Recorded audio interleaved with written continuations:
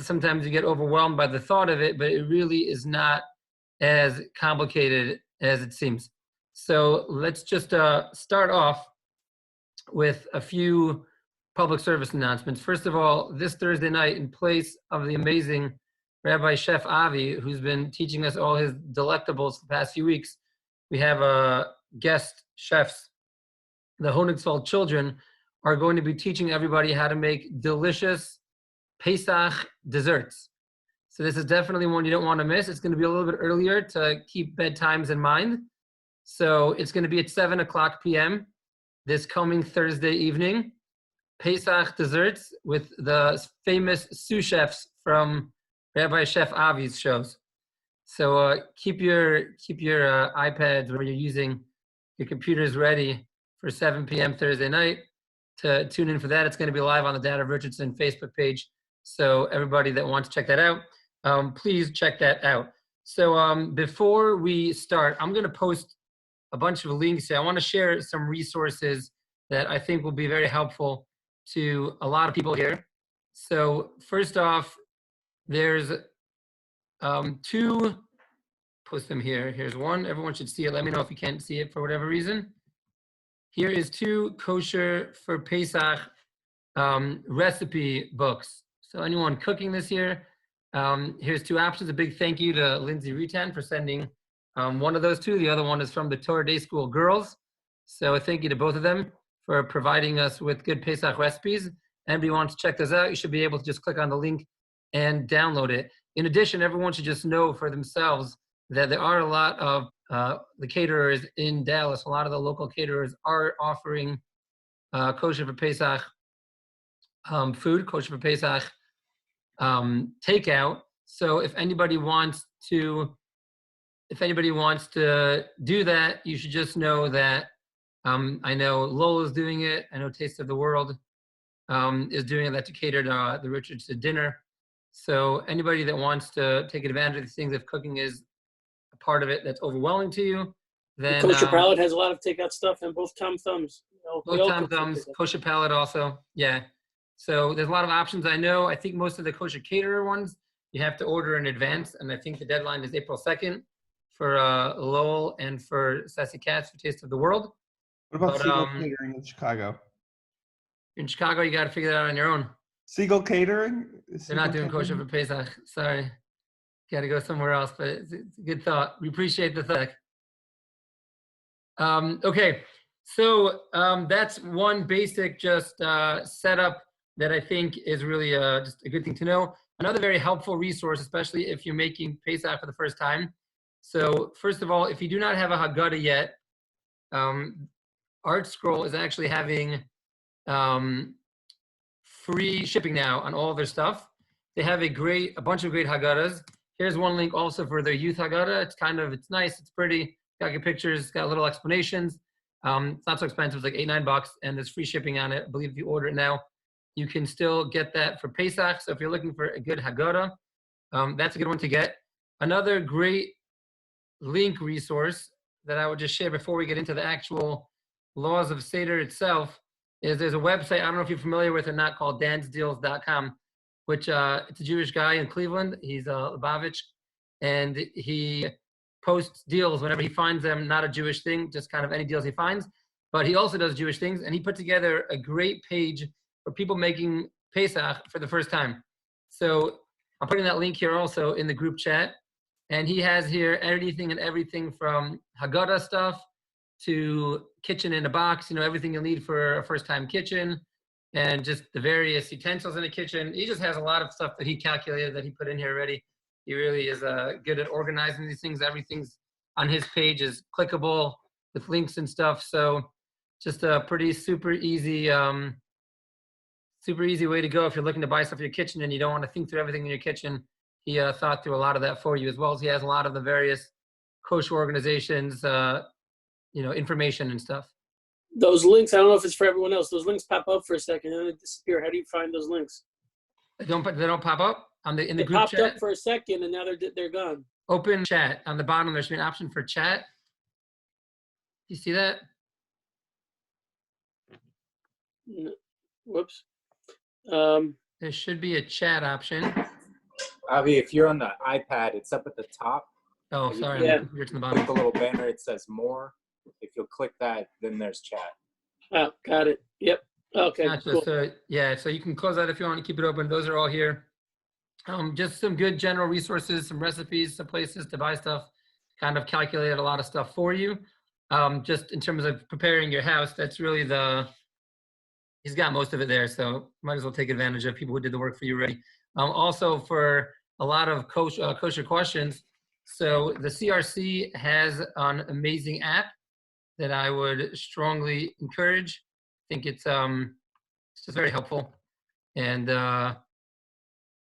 they do a nice job with it. They have a lot of questions of what needs to be kosher for Pesach and other stuff that's really all already accessible there on the app. So if you have any questions, it's a good resource. Again, you could always reach out to myself, to Rabbi Avi. Always shoot a text, call, whatever it is, and that works also. Okay, so that's basically the gist. Now I really want to just go through, I guess, the day before the Seder, leading up through the Seder itself, just a couple basics. So the night before Pesach, we search our houses for chametz. The time to start that in Dallas is at 8:37. That's bedikas chametz. We check our house for chametz. A lot of people have already gotten rid of everything from all the chametz in their house. So basically, you could put in make sure you seal it in a bag very well, like a Ziploc or something, and just hide a few, 10 pieces as the custom. Put them around your house. There's a bracha you can make, a blessing. You find that in the beginning of the Haggadah, and you make the blessing. You find the 10 pieces of bread, and then save it in a safe spot until the next day when you destroy that chametz. On a normal year, the way we would destroy that chametz is a lot of communities have bonfires. Because of safety concerns, that's why the communities in general have told people not to make individual fires, rather they have large communal fires in most cities, most congregations. This year, because of the social distancing concerns, basically all of the rabbis across America have basically said that if you look in the Talmud, there's one view that says you have to burn your chametz, but we don't actually rule like that view. It's a stringency. The primary law, the Ikar Adin, is that you just have to get rid of it in any way. So the leading rabbis are suggesting that once you take these 10 pieces of chametz and flush them down your toilet, that's the ideal way to do it. Get rid of them out of your house through flushing it down your toilet this year. So you should not make a private fire in your backyard, and you should also not be part of any large communal thing. So what all of the leading rabbis are saying this year is preferred is just flush it down the toilet. If you have too much chametz to do like that, you should throw it out in a public garbage. If you live in Dallas, your regular garbage can be your public garbage. If you're in Richardson, so we don't have that luxury because we own our garbage cans and bring out the garbage. So you should find somewhere public, I guess, to drop it off there, whatever little bit of chametz you have left.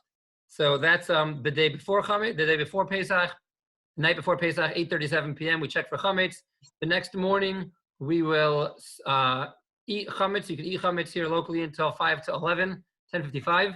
After that, you should not eat any more chametz, and you should destroy all your chametz by 12:12. We're going to, once again, like we did in past years, have chametz sales, and the link should be finalized. I was just about done with it, didn't finish it 100%. So we will have that sent out hopefully either tonight after this ends or tomorrow morning. Again, normally we meet in person and we sign these documents, myself and Rabbi Avi together. This year, because of health concerns, we're going to be doing everything online. So keep your eyes open in the next 24 hours for that link, and just fill out the link and let us know if you have any questions. Additionally, this year, on the day before Pesach, there is an extra thing we do since Pesach this year falls out on Thursday. So that means that the holiday is not in Israel. We're going to have the holiday of Pesach Thursday and Friday, and then that's going to go straight into Shabbos. So because of that, in general, you're not allowed to prepare from the holiday to Shabbos.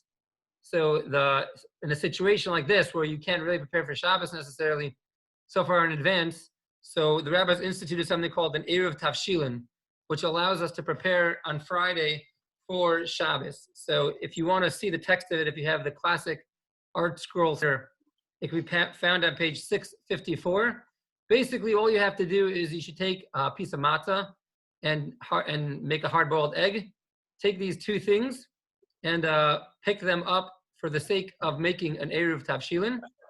And you can see the blessing and the other sentence you make. Basically, you're saying this is the beginning of my preparation, and through this I'll be able to prepare on Friday for Shabbos. And then you can prepare, you save those things, put them on the side, and you should eat them on Shabbos.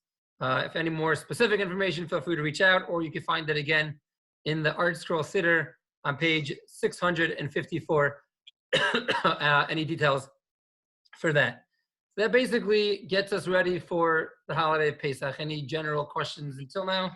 We'll open up the floor for anything anyone wants to throw out there. Or again, feel free to add it in to the chat if you want as well. You're welcome to throw something out whenever you want. Okay, if nothing else, then let's go forward. Yeah. I did have a question just for clarification. I'm sure I misheard that, but if you could just clarify that. You said that only 10 items we need to destroy in the commode. Is that, or you were just, is that what you said? Yeah, let me clarify that. Sure, great question. So all chametz you have to get rid of either by throwing away, destroying, or selling to a non-Jew. You can't have any chametz in your possession once Pesach starts. So anything that you're selling to a non-Jew, that you could just sign the document or whatever. You'll click on the document, we'll sign you later, and that just put somewhere in your house, lock up that area so you're not going to access it on Pesach, and you're done with that. Any chametz you left out that you're planning on eating, let's say up to the time when you can no longer eat it, that chametz you should get rid of after you're done eating it. So let's say you have some extra, you're having some bread for breakfast, you have an extra few pieces of bread. Whatever you have left there in the morning of the day before Pesach, you want to get rid of all of that. Now, separately, the night before Pesach, we search our houses as an extra added measure, in addition to whatever we've done already, to make sure that there's no chametz left anywhere in our house. Since generally we've already gotten rid of all the chametz from our house and we only have left over the few pieces that we're planning on anyways eating, so it's customary in order that you should find something and you shouldn't be a loser who can't find any chametz.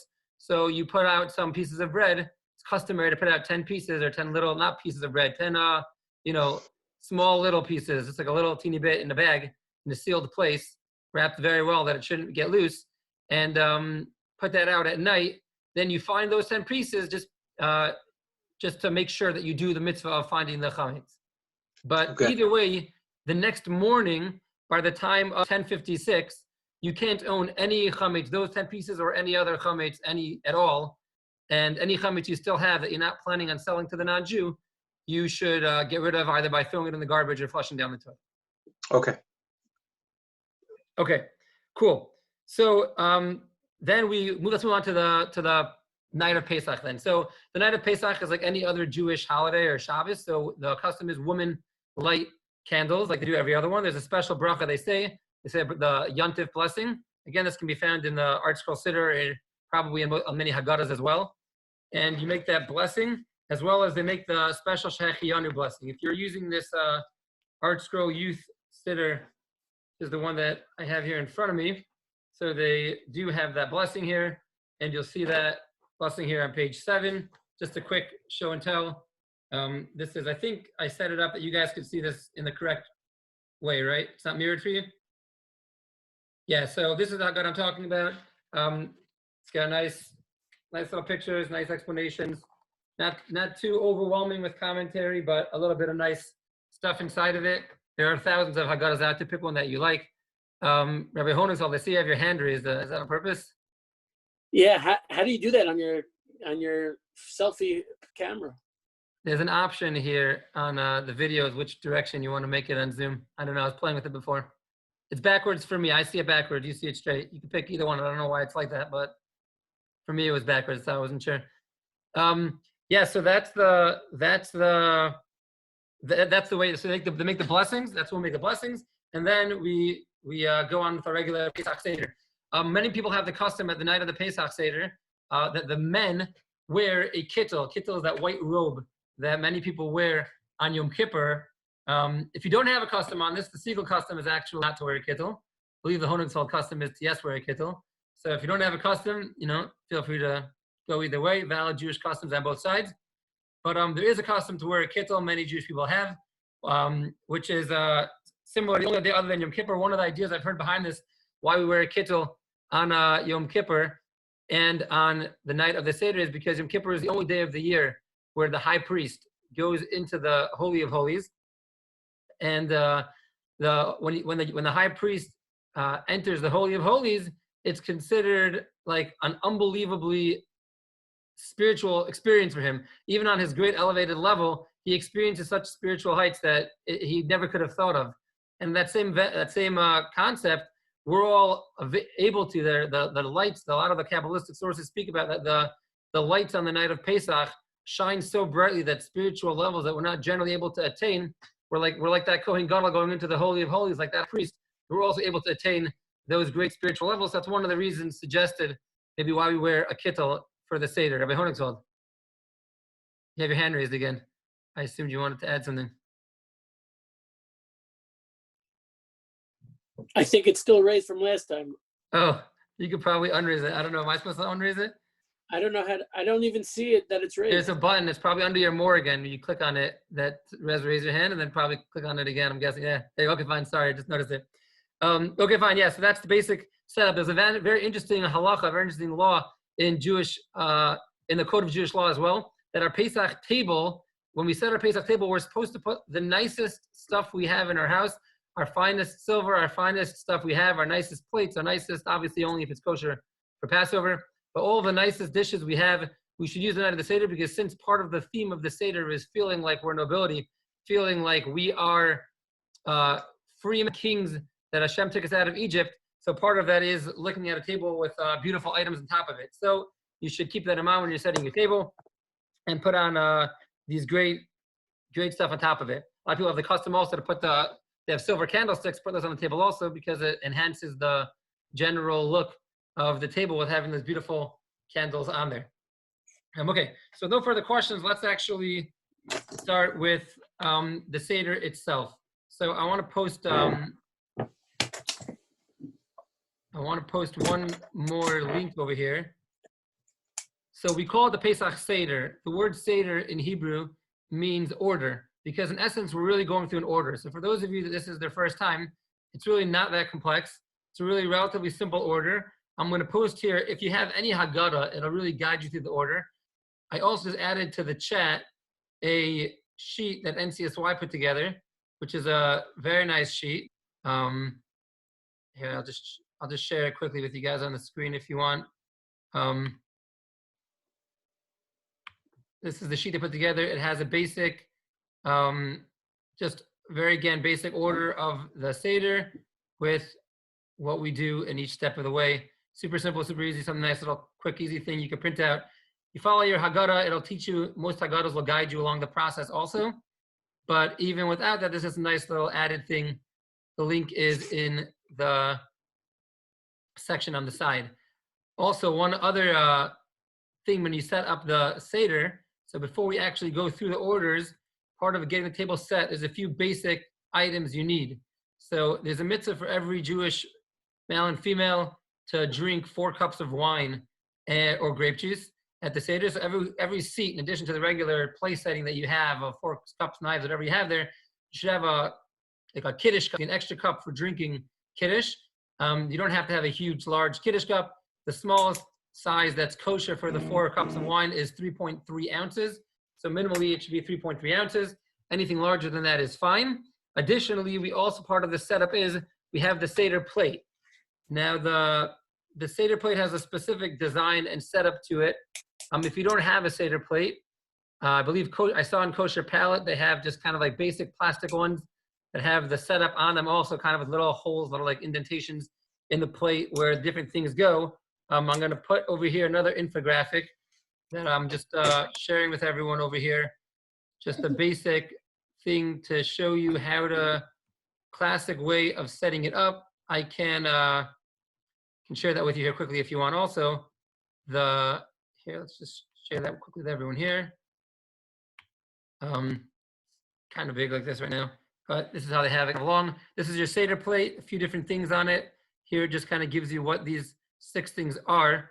We can quickly go through these things here. We have the beta sorry, I guess we'll go clockwise from 12 o'clock. So we have maror. Maror is the bitter herbs. Generally, people use for this romaine lettuce. And if you're using romaine lettuce, there's potentially romaine lettuce could have bugs in it, so you have to clean it well. You can look at the CRC app how to clean romaine lettuce. Alternatively, Kosher Palate sells pre-checked romaine lettuce, which it's a little more expensive, but makes your life a lot easier. That again is symbolizing the maror, the bitter times we had, as we'll go through in the actual order of the Seder when that comes up. The next one is the zroa. The zroa is a bone, shank bone. All people use a chicken wing or something like that. This is just symbolic. It reminds us of the Paschal lamb in biblical times, or not biblical times, in the times of the temple. When we had a temple, we brought out the Paschal lamb. We shared that and ate that with everyone at our Seder. Now that we don't have that, we remember that by having a symbolic bone on our plate, on our Seder plate. We do not eat this bone. Doesn't even have to have any meat on it, but even if it does, you should not eat it. At the Seder, generally it's roasted in advance, and that's on the Seder plate. Below that is the charoses. Charoses we'll discuss a little more during the Seder, but that's basically a dip made by apples, nuts, a bit of wine, and you can make it if it's complicated to make. I believe you could buy that also in Kosher Palate, or you could probably stop by and pick some up, a little container from us if you wanted as well. And we're going to use that. We're going to dip the maror, and we get there inside of the charoses. On the bottom of the plate is the chazeres. Chazeres is often either a horseradish or sometimes a root of romaine lettuce, again used for maror. One's used, as we'll discuss in a little bit. Now we have the karpas. The karpas is a vegetable, generally potatoes, parsley, some people use celery, and you use that, and we'll use that. We'll discuss in this a little bit also. Last thing on the Seder plate is the beitza, the egg. This commemorates a special korban that we used to bring, also the korban chagiga, which was a second korban that we would bring in the times of the temple. We commemorate that also by having the egg on the Seder plate. So this is another thing. The link again is in the comments here, how to set it up. Those are basically the gist of what you need. We'll just share one last thing before we go into the actual Seder itself, which is here, which I found was just basically a little kosher checklist. So again, just if you want to just see everything that you want to prepare, I'll bring it up here also. Basically, it's just a list of basic things that you might want to think about getting in advance if you're thinking about what you need for the Seder. It's not really that big of a list. I believe this is basically everything that you want. I'll just mention they have here, in addition to everything else they mentioned here, just what we haven't talked about yet, the pillows. So there's a concept we'll discuss about leaning during various parts of the Seder. So a lot of people put down a pillow to make it a little more comfortable for themselves. Another thing they have here under extras, they have props for the 10 plagues. So again, it'll really depend on who you're with at your Seder, if you have children, if you don't have children. If you do have children, really one of the themes of the Seder, one of the whole purposes, it's a special commandment in the Torah, one of the 7 mitzvahs that we're going to do the night of the Seder is to tell over the story of Pesach, of the Exodus of Egypt with our children, to our children. And that tradition really gets passed on. That tonight is the main night to pass on that tradition. So a lot of times, if we just have a conversation about it, it could be somewhat boring. And you could buy a lot of things today. I personally got a bunch of stuff already. It came already. I ordered. There used to be a great store in Plano, right near Data of Plano, called US Toy. And they had tons of these little, just little tchotchkes, little frogs, little stuff, whatever you do. And throw it on the table, give it to your kids during different plagues, whatever you're discussing. They closed down last year, but you can still go on their website and order. It was free shipping. I don't remember what the minimum was. And they just have a lot of not such expensive stuff, just good props to use at the Seder. I don't know. I'm very happy with them. ustoy.com, I think it is, but you could search it and find them. They have some great stuff. If not, I could probably check. I probably have a lot extra also, because a lot of these things come in packs of 24 and stuff. But these are great things to have to just kind of make it more animated, more exciting. Another good tool, part of it is really to get our kids intrigued, to get them to ask questions. What I do is every time my kids ask a question, some people give out snacks, you give out a little chocolate or something.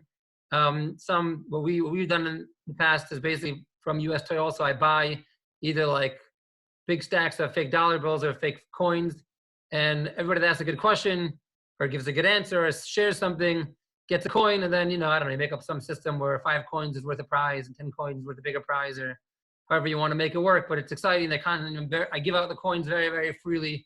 there's coins flying around the table the whole time. Doesn't really matter. The point is that they feel good every time they get a coin, and they get prizes, and everyone has a really good time. So it's just a good process. There's different forms of it. See what works well for your family, but it's a good thing to keep in mind.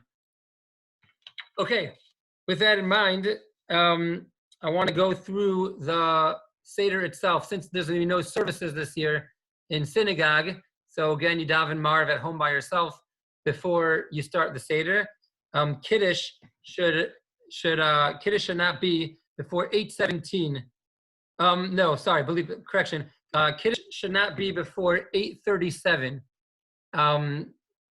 Kiddush should not be before 8:37.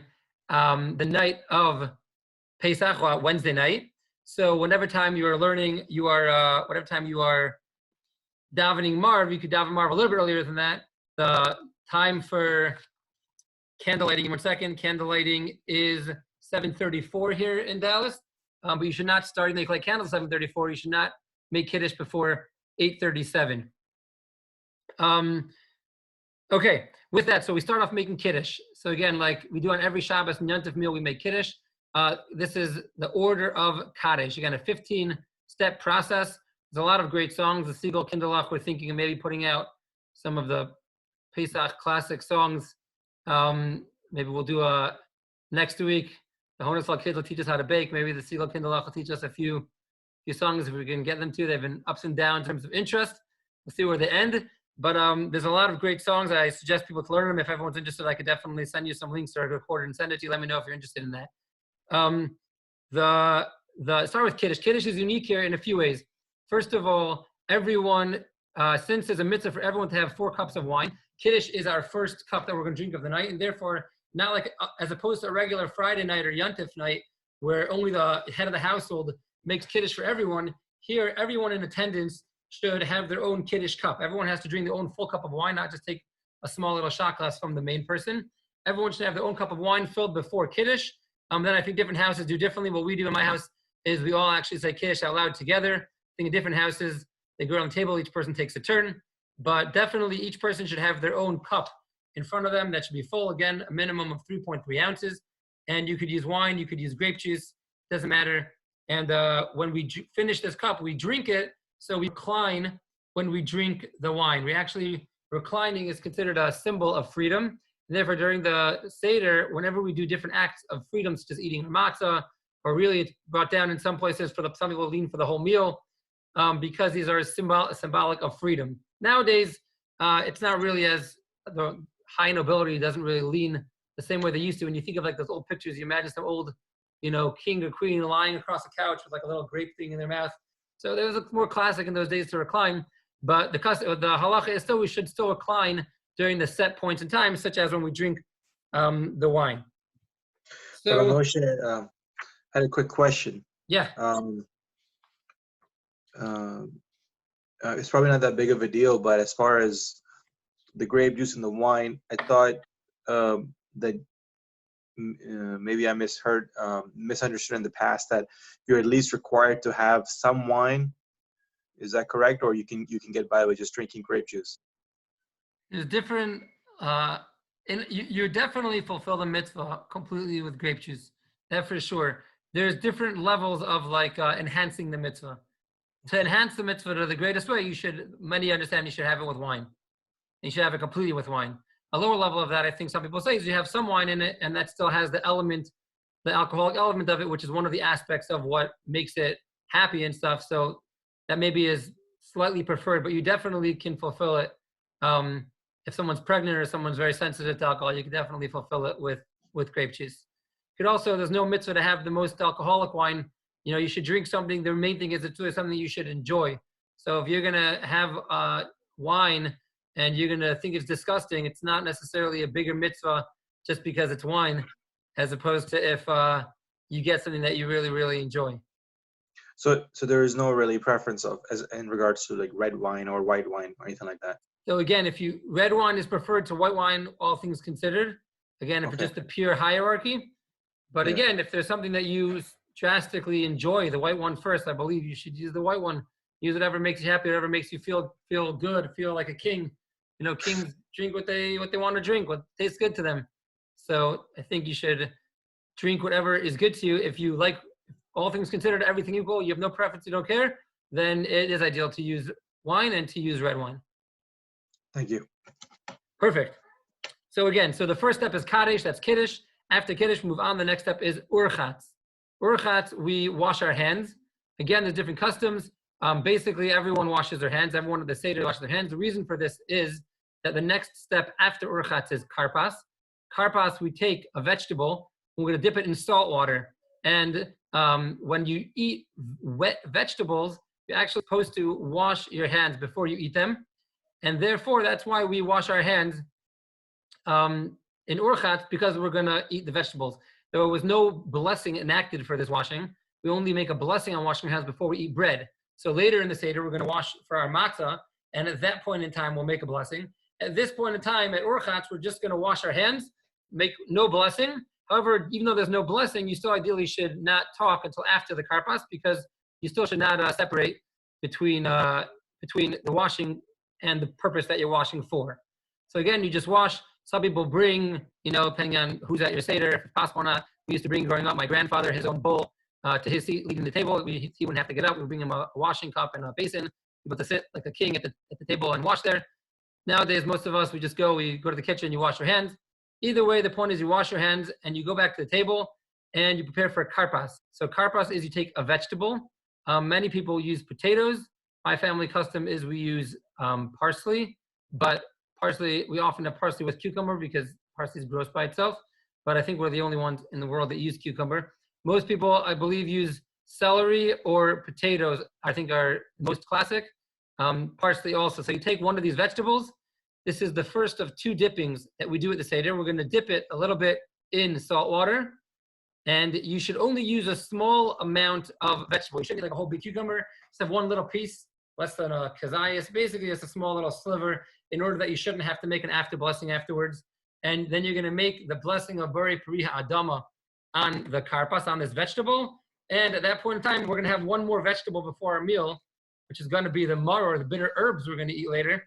So we should keep in mind the bitter herbs that we're going to be doing later as well. The Adama is going to work for that as well.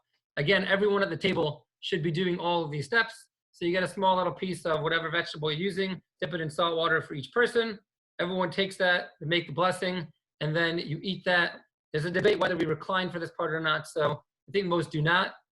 But either way, you're good, because I think that is a debate. After karpas, the next one afterwards is Yakat. So Yakat means to break in half. So you take, I forgot, actually, now that I'm thinking this, I forgot to mention this earlier. Part of your setup, you went through the Seder plate. In addition to the Seder plate, you're supposed to have 3 matzahs that are set up in a regular Shabbos or holiday meal. We always have 2 challahs on the table. On Pesach, it's unique that we have 3 on the table. And the main reason for this is because since we're going to break one right now in Yakat, we want to still have 2 complete ones later. That's maybe the most basic reason for it. There's a lot of other reasons mentioned also. So you have these 3 matzahs. Some people have like a tiered Seder plate where there's places to put it underneath it. If not, you just have it next to the Seder plate on the table. And you take the middle of the 3 matzahs. These 3 matzahs should all be complete, whole, unbroken matzahs. You take the middle matzah and you break it in half. You look at the 2 halves, and obviously they're not exactly half, and you take the bigger half, and the bigger half you put aside, and we're going to eat that later at the end of our meal. The smaller half you take and you put it back in between the 2 matzahs, back in the middle. And the bigger half, ideally you should have some kind of bag to put it in. If you don't have a fancy bag, you could just take a Ziploc bag or something like that and put it inside that bag, close off the bag, because you want to make sure that you don't lose this later. And that is the part of Yakat. Now, there's a lot of different, games you could play with the Afikomen. Many people don't actually play these games till later. I'll just tell you what my father did or his father has done is we generally actually take this matzah and hold the bag. And my father and grandfather always held the bag over their shoulder for actually the whole Magid. And as if they're walking out of Egypt holding the verse says that they had tzuros al shechmam. It said that they had their breads in bags hanging over their shoulders.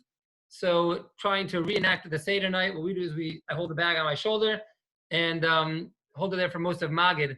The game we play with our kids is the kids try to grab it when I'm not paying such good attention when it's on my shoulder, and if they get it, then that's the end of me holding it on my shoulder and they get it. If they don't get it, then I'll hide it somewhere later when they're not looking after Magid's over.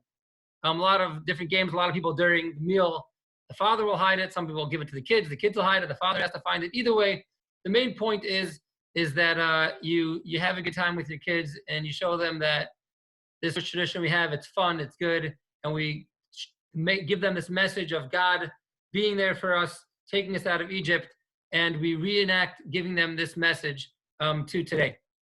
So that is Yakat, breaking the middle matzah. Again, we take the bigger half, put it away for later, and the smaller half we put back between them. After this, we get to Magid, which is really the main part of the story of the Exodus. So Magid starts the paragraph discussing the matzah, and then goes to the famous paragraph of the Manishtana.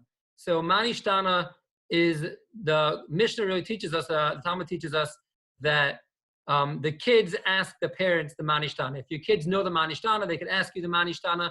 If your kids don't know the Manishtana, or they're not going to be awake, or whatever it is, one spouse can say the Manishtana to the other spouse. And even this year, there'll be probably a lot of people that are going to be having a Seder completely by themselves, not even anyone else there. And the Gemara actually talks about this situation itself, and it says even if you're by the table by yourself, you should say the Manishtana, you should ask the questions to yourself, because there's a special concept on the night of Pesach of asking questions and answering questions. So even if you're there yourself, you should still ask in a question form, and we'll give the answer afterwards. So that is something that even by yourself you should still do in terms of Manishtana. Then we're going to go through, you'll see if you have any Haggadah, this is probably the longest part. You can go through the paragraphs afterwards. In this youth Haggadah, this art school youth one, so kind of what's nice about it, in addition to it, each paragraph they have basically like a small little thought explaining it, not too complicated. If you're able to go through the whole thing, there's no reason to do it in Hebrew. Do it in English. Do it in Hindi. Shout out to Chandler over there. I hope that's the right language.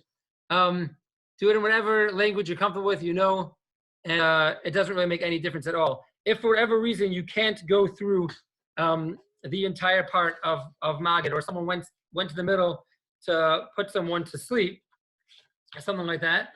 So there are certain parts that you should say. The main part you should say is there's one paragraph. In this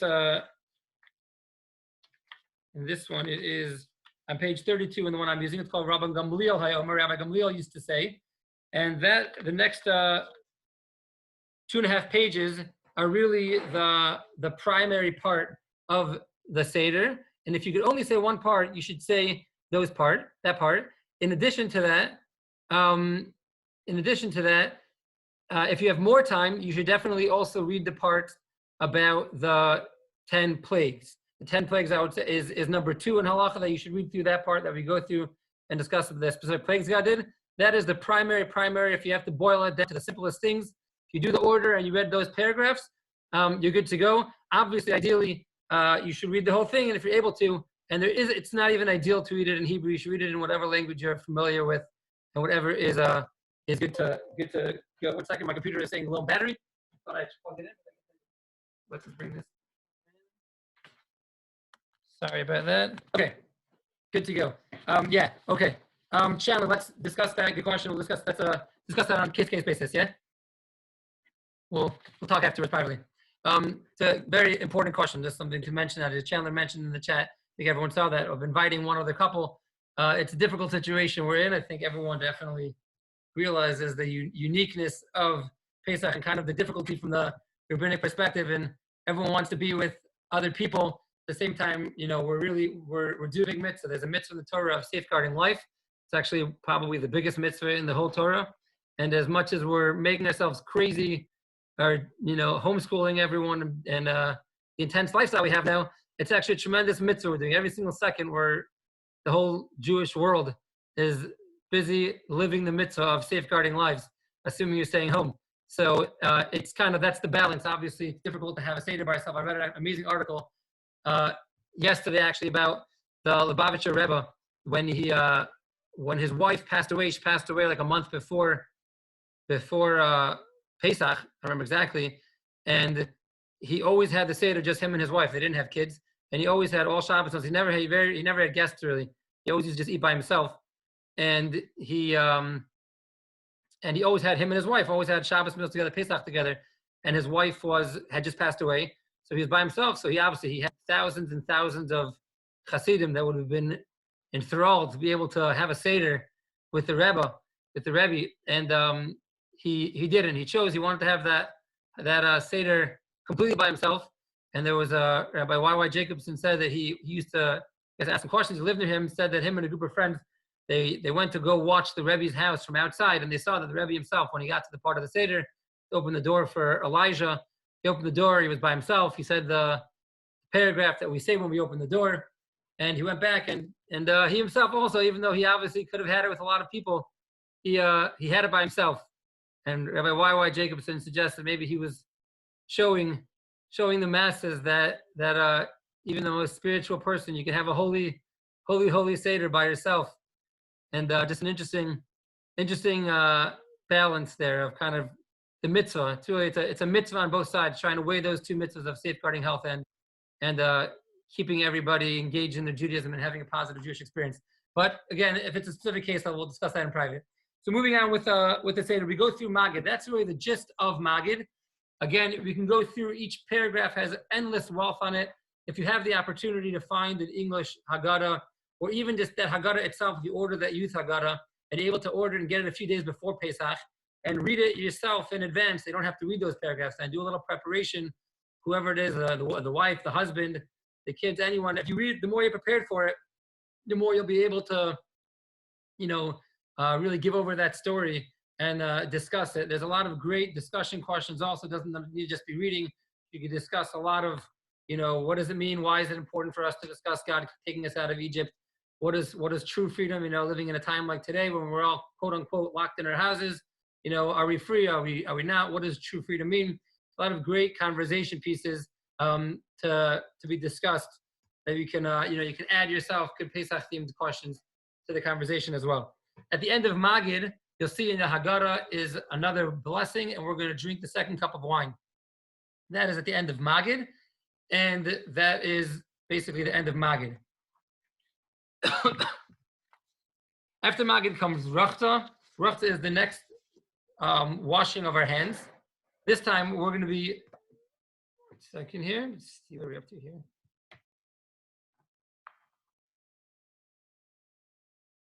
Okay. After Magid comes Rachta, we're going to wash our hands. When we wash our hands, this time it's a regular classic washing of our hands for bread. We're going to be eating matzah now. So when we eat our matzah, everyone washes regulars, and we do every other time. Everyone comes back to the table, and you lift up the matzahs that are in front of you, those 3 matzahs. One more thing I just point out, in the Haggadah itself, it'll mention, if you follow along, you'll notice that it'll mention various points and times during the reading of Magid where we uncover those matzahs and when we cover up those matzahs specifically. So just something to keep your eye out for, those instructions. Any Haggadah you're using will basically, give that opportunity, give that information for you. To take those matzahs and you make the blessings. Again, all the information's here. You make the hamotzi, you make a special bracha on the mitzvah. That's one of the biblical commandments we're fulfilling this night, is the mitzvah of eating matzah. The amount of matzah that you should eat here, there's kind of 2 different types of matzah. Some people use a square machine matzah. Some people use the round hand matzah. If you're using the square machine matzah, it's roughly 2/3 of a square matzah, is the size of an olive. And if you're using the hand matzahs, it really depends because of different thicknesses and stuff, but it's roughly half of the round hand matzahs. And ideally, you should eat this within, 3 to 4 minutes of starting too. You should kind of eat it in that amount of time. That's the most ideal way to fulfill the mitzvah. An interesting fact, there's a great rabbi, the Gra, Rabbi Eliyahu Kramer, who understands, many understand like this, that although there's a mitzvah, you're obligated to eat matzah on the night of the Pesach Seder. That's a special biblical commandment. But really, throughout the whole days of Pesach, all 8 days of Pesach, anytime you eat matzah, it actually is you're fulfilling a positive commandment of eating matzah. So even though you don't have to on those occasions, you only have to the night of the Seder. But really, every time you do it over that time, you are fulfilling that mitzvah. So it's kind of like a cool thing to know about. Keep that in mind next time you're eating regular matzah pizza on some day of Chol Hamoed. You should think about the fact that you're actually fulfilling a biblical obligation in that as well. So fine, good. So that is matzah. So again, each person should eat that amount of matzah. After motzi matzah, we come to maror. So most people for maror use, again, romaine lettuce. That's kind of the basic thing to do. Each person should get the amount of lettuce. You should dip it in to I could post one of that also. There's different amounts of lettuce used, an olive size amount. I'll post it afterwards, send it out. I don't have that number on me this minute. But you also should eat this again in the same amount of time, roughly within 3 to 4 minutes.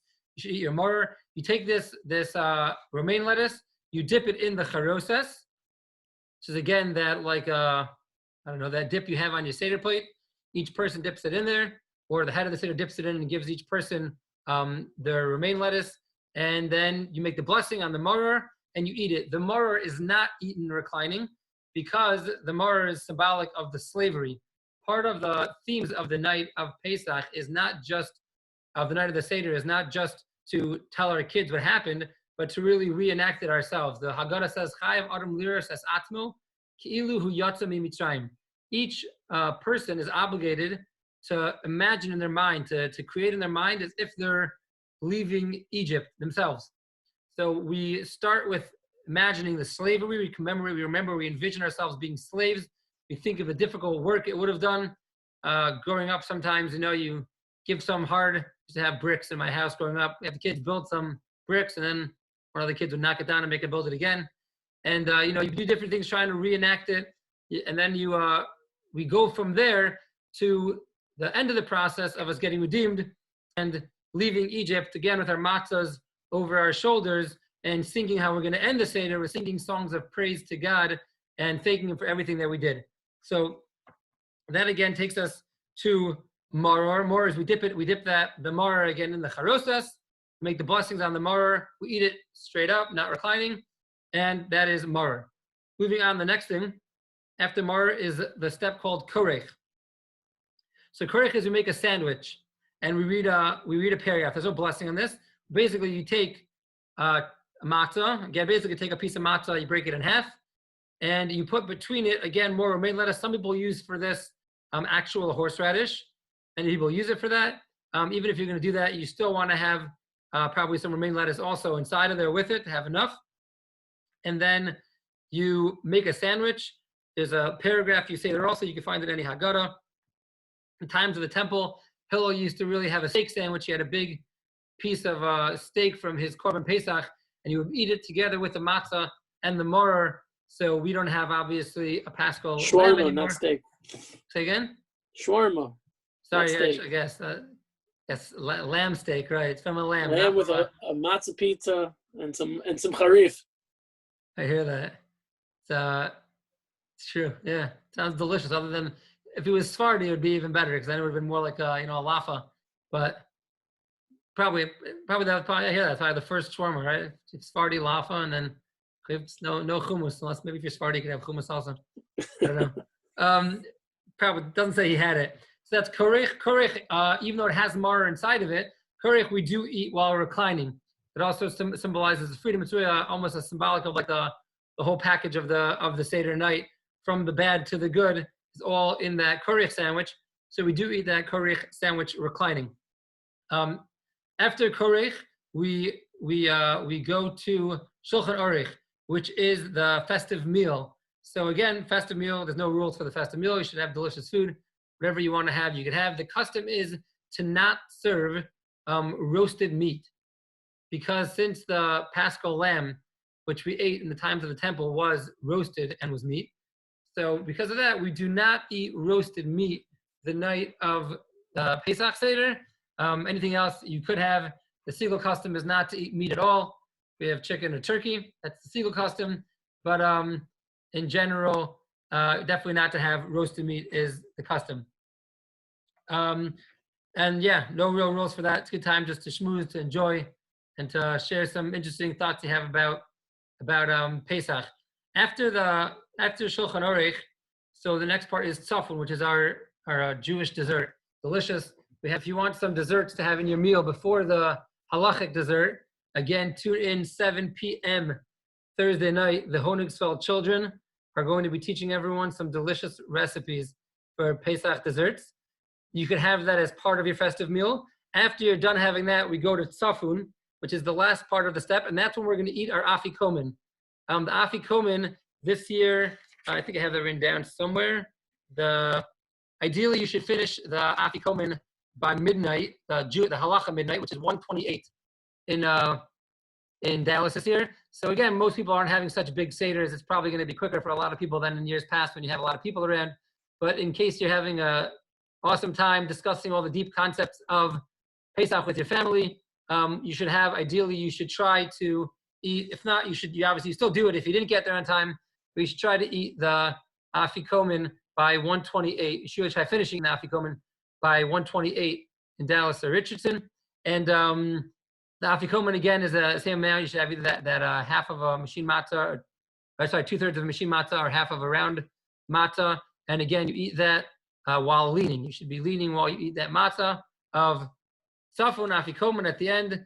A lot of times, like we mentioned earlier, there's different games. The kids steal the afikomen. They only give it back to their parents if the parents tell them they're going to get them a prize, or if the parents already gave them a prize, they give them a present for stealing the afikomen or for finding the afikomen. Different families, you can play the game however you want. Just make sure that if your kid takes your afikomen, that you know where it is if he goes to sleep. It's always a big issue. You don't want to have to wake a kid up later, and you do have to eat that. So definitely make sure someone knows where that is. It's lots of experience there talking for you. But you guys can learn from my mistakes also. Not only I have to learn from them. But so definitely keep that in mind. Eat that matzah, and then we move on to the next part, which is baruch. Baruch is benching. So regular benching is a special paragraph we add in for Ya'aleh V'Yavo, like we add in on all holidays. Again, you follow your Haggadah, and it'll more or less have that in order. After benching, we drink the 3rd cup of wine. Again, so you'll follow the Haggadah. It's worth speaking on every single detail. There's different places the Haggadah will instruct you. Here's the time to fill up your cup of wine. Here's the time to drink your cup of wine. I didn't mention earlier, but something to pay attention for, especially during Magid. Even though you're not drinking the cup of wine until the end of Magid, you should have the cup of wine full during Magid itself. Additionally, there's other instructions I'm just thinking of now that if you pay attention to in the Haggadah, it's very simple. By certain parts of time, we spill a little wine out of our cup during the Makos. Other points in time, just if you pay attention to the small little headers, again, I think this Haggadah keeps it very, very simple, and the words don't really get lost in a multitude of other words. So kind of makes it nice and easy. Again, for everyone that came late, I don't know who's watching or not. This is the Haggadah that I'm using. The links are in the chat, and you can get it on artschool.com with free shipping for about $8 or $9 a Haggadah. That's a great one also. So that one also, it's also on sale on artschool.com. All these Haggadahs are on sale now with free shipping, so everyone should take advantage. That is benching. Benching, we drink the 3rd cup. After benching, the main part is really Hallel and Nirtzah, which are basically 2 different parts. Hallel is part of what we say in general. We often, on holidays, we sing the words of Hallel. It's from Psalms. And it's songs of, thank God I'm healthy. Well, just talking for a long time straight and haven't drunk any water yet. So the Hallel, we sing the songs that King David composed. Generally, every holiday, we sing these songs after Shacharis. We'll sing them in the morning, maybe by ourselves in our own homes. After Shacharis, we'll sing the Hallel service also. The only holiday that we sing Hallel at night also is the holiday of Passover. And one of the interesting concepts, is actually a song about this in Nirtzah as well, is that the night of Passover, the 15th of Nisan, was actually viewed as, it says, Karev Yom Asher Hu Lo Yom V'Lo Laila. It was a time that was neither night nor day. It was really like a combination time. It was the light of God shone so brightly that it was almost like a daytime even during the night. And because of that, we say Hallel, which is generally only said during the daytime, even at night. There's a lot of other customs. Some people don't lock their doors. It's like it's as if it's daytime. It's not nighttime at all. We're confident that Hashem is guarding us. Since this is a special night, it's almost like a surreal night where we're on a whole different level where it's almost like the next world. It's not even night anymore. So that's Hallel. And then comes Nirtza. There's a lot of great songs with beautiful tunes during these things. Just at the end of Hallel, I forgot to mention the fourth cup of wine. We're waiting for the Siegel debut for all the tunes. Yeah, there's a lot of great tunes. We have some good ones. We'll see. Hope I get my kids to join me.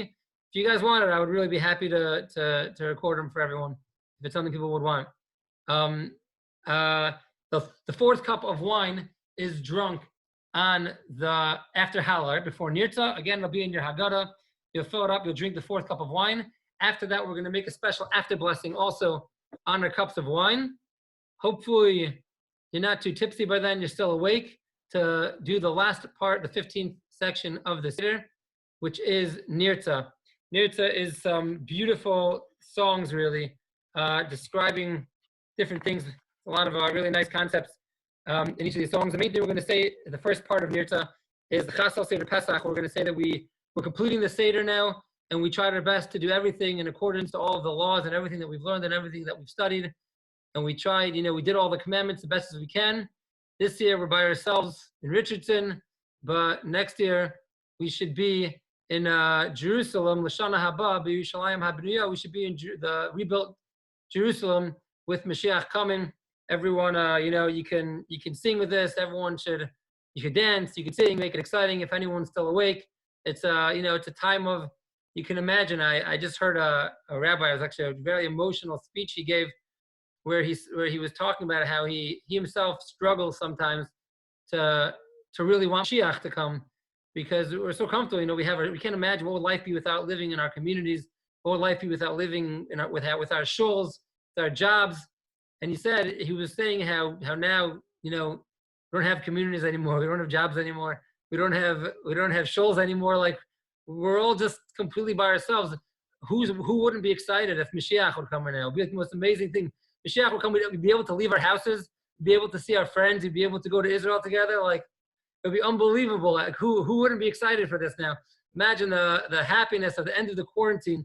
It ends with everyone singing Lashana Haba in their house. All of a sudden you hear, the shofar blast coming out and all the Jews coming together. The coronavirus disappears, all of the negativity in the world disappears, and we sing and dance our way to Jerusalem. So, you can have these things in mind. You should use these moments of reflection and inspiration and thought. There's really a lot of meaningful moments you could bring forth to yourself and your family, whoever you're having the Seder with. After that, there's some great songs. Again, some of these songs, if you know the tunes, you have time to learn the tunes before Pesach, then great. You could read them also if you want. They could be in Hebrew, they could be in English. There's no reason to do things in Hebrew. This Haggadah has everything beautifully in English. And that really takes us until the end of the Haggadah. That's more or less the order of the Haggadah. If there's any questions, then just noticing Rabbi Honigsel's comment. Then feel free to ask any questions. Anybody, please ask.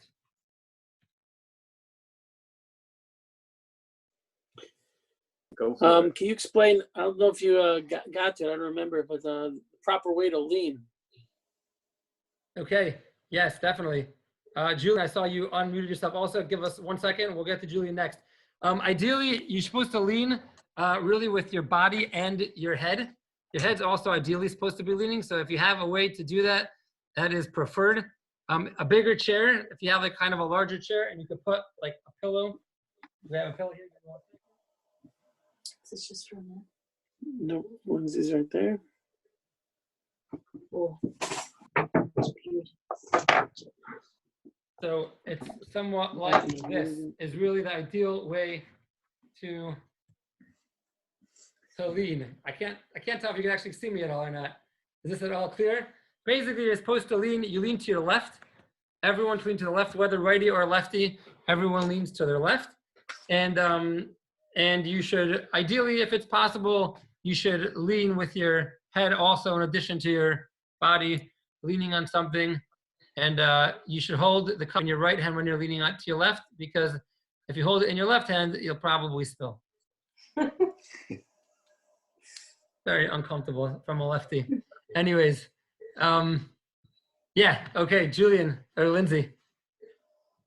I'm kind of a bit dumbfounded by the no roasted meat idea, because my whole life I've eaten brisket on Pesach. That is like the tradition. That's it. That's like, if you're not having brisket, you're not having Pesach. Like that is like the thing. So I want a little bit more. She wanted to double check that brisket wasn't roasted meat. Rabbi Hornitzel wants. I'm assuming you guys are like still living with the temple. Like in your guys' mind, you're at such a high level that. What? We have brisket. We have brisket every Pesach. Right. If it's cooked in, yeah. Go ahead. Sorry. If there's a lot of authorities, as long as there's, I would say around this month, half an inch, a quarter to half an inch of liquid on the bottom of the pan that you're going to put it into the oven, and it's not considered roasted anymore. So just put some sauce or some water, however you're cooking. If you want some good recipes, we got a lot of sauce. What? You got a lot of sauce. We got a lot of sauce in there. Okay, There's a lot of perfect, sauce in there that's not roasted anymore. If you look in the laws of the Korban Pesach, it says that you have to eat it roasted over an open fire, and you can't eat it raw, and you can't eat it boiled. Those are all explicit in the verses. So the classic way of the real Korban Pesach is on an open spit, really, an open grill. But right, if you have liquid in it, that's already considered boiled, so it wouldn't be a problem. So Again, real shawarma. Right, a shawarma would be right. Shawarma would be the open fire again. That'd be the problem. Right. Okay, awesome. Any other questions? You can share your recipe with us, you know? It's Bubby Vicky's recipe. Okay. It's only a 3-hour ordeal too. You know, some people cook it for 12 hours, 14 hours, but she does it quick and it's so tender. So okay, it's magic.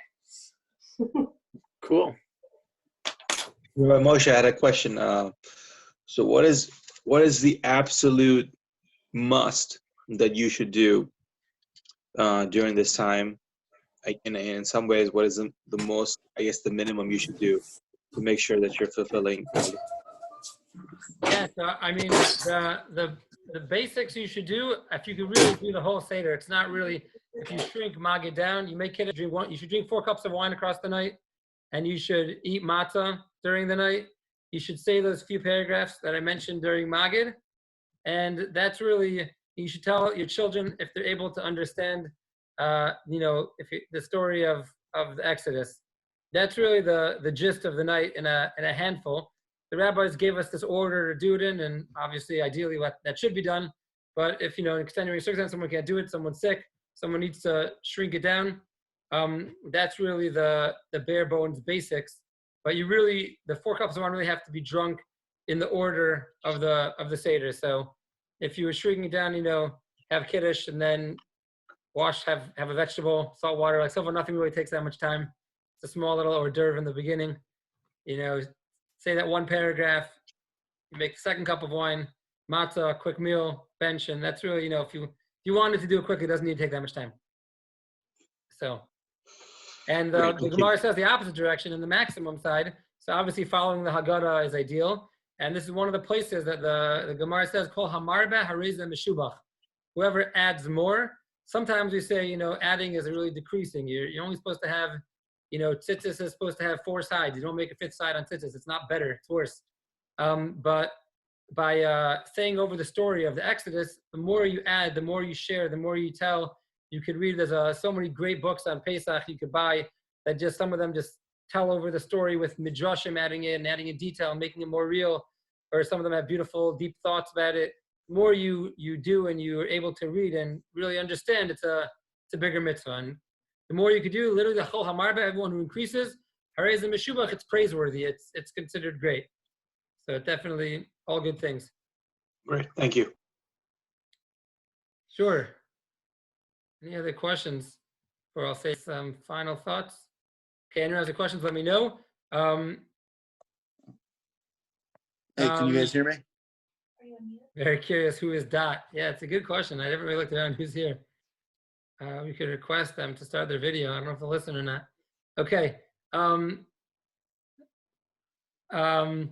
Hey, can you guys hear me? Yeah. Okay. Yeah, Mark? Just so for notes, I was on ArtScroll just now trying to grab a couple things, and there's free shipping, but it's not going to arrive until April 16th. So ArtScroll might not be the best place to get things, just in case anyone else was like me and needed to get some stuff. So just an FYI. We have also, if anyone needs, we usually have a big Seder, not having anyone, so we have plenty of extra Haggadahs if anyone needs some extra.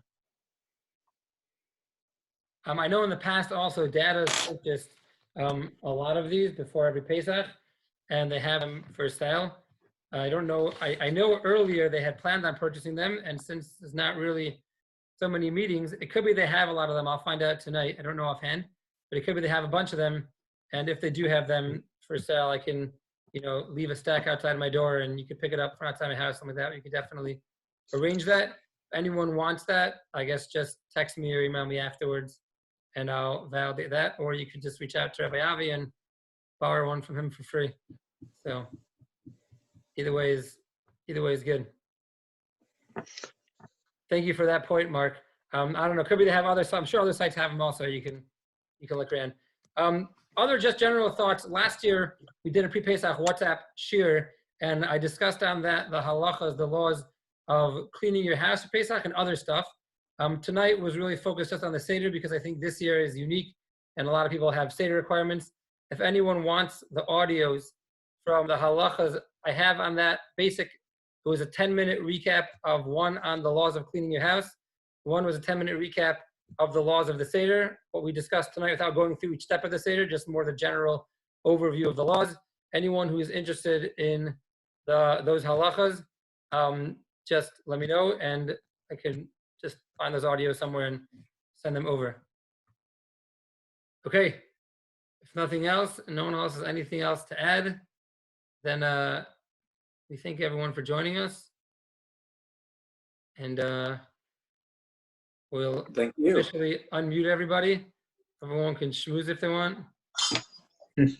Okay, that's it. Good job. Get the hands up there. Yeah, there we go.